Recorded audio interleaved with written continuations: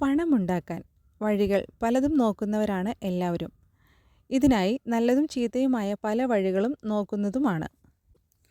Vedic ആസ്ട്രോളജിയുടെ ഒരു ഭാഗമാണ് ലാൽ കിതാബ്. 1983 രൂപപ്പെട്ട ഈ ശാഖ പ്രകാരം വിവിധ പ്രശ്നങ്ങൾക്കുള്ള പരിഹാരം നിർദ്ദേശിക്കപ്പെടുന്നു. ചുവന്ന നിറത്തിലെ പുസ്തകങ്ങളിൽ ഈ പ്രത്യേക ശാസ്ത്രശാഖയെക്കുറിച്ചുള്ള വിവരങ്ങൾ നിർദ്ദേശിക്കപ്പെട്ടിട്ടുണ്ട്. അതുകൊണ്ടാണ് ഈ പേരിൽ ഇവ അറിയപ്പെടുന്നത്. ലാൽ കിതാബ് പ്രകാരം പണം നേടാനുള്ള വിവിധ വഴികൾ നിർദ്ദേശിക്കുന്നുണ്ട്. 1. എല്ലാ പൗർണമി ദിവസവും ആൽമരത്തിന് വെള്ളമൊഴിക്കുന്നത് ലാൽ കിതാബ് പ്രകാരം പണമുണ്ടാക്കാൻ നല്ലതാണ്.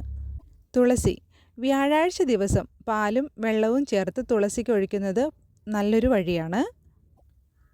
അതുപോലെ ആലിന് താഴെ എന്തെങ്കിലും ചെടിയോ സസ്യമോ മുളച്ചു വരുന്നുണ്ടെങ്കിൽ ഈ ചെടി പിഴുതെടുത്ത് വീട്ടിൽ കൊണ്ട് നട്ടു വളർത്തുക.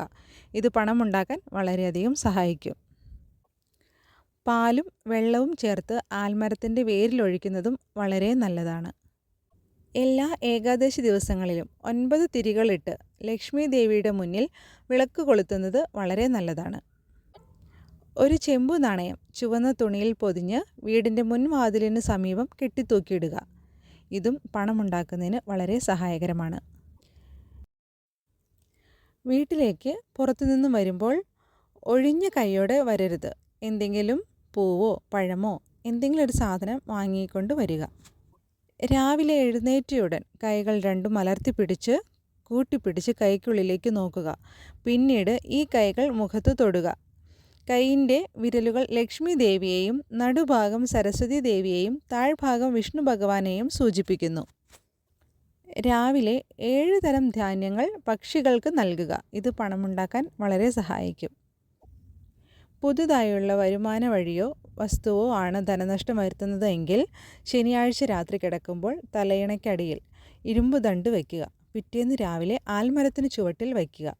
ഇത് അടുപ്പിച്ച് 40 ദിവസം ചെയ്യുക. നിങ്ങളുടെ ബുദ്ധിമുട്ട് മാറിക്കിട്ടും.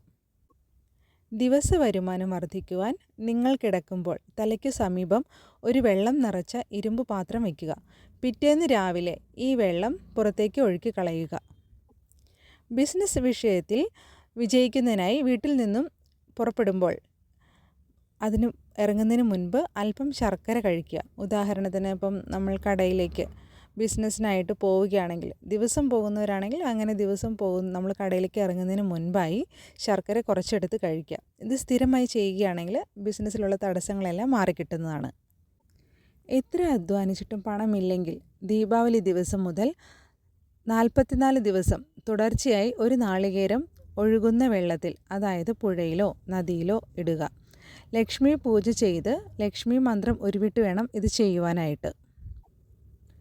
റിയൽ എസ്റ്റേറ്റ് വസ്തുവുമായി ബന്ധപ്പെട്ട് സാമ്പത്തിക പ്രശ്നങ്ങളിൽ ഒരു സ്ക്വയർ പീസ് ചെമ്പെടുത്ത് തുടർച്ചയായി 40 ദിവസം ഒഴുകുന്ന വെള്ളത്തിൽ ഇട്ടു നോക്കൂ.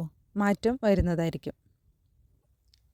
പണസമ്പാദ്യത്തിന് ഗവൺമെൻറ്റിൻ്റെ സംബന്ധമായ തടസ്സങ്ങളാണെങ്കിൽ ഞായറാഴ്ച ദിവസങ്ങളിൽ കുറച്ച് ഗോതമ്പ് കൊണ്ട് ചപ്പാത്തി ഉണ്ടാക്കി പശുവിന് കൊടുത്തു നോക്കൂ.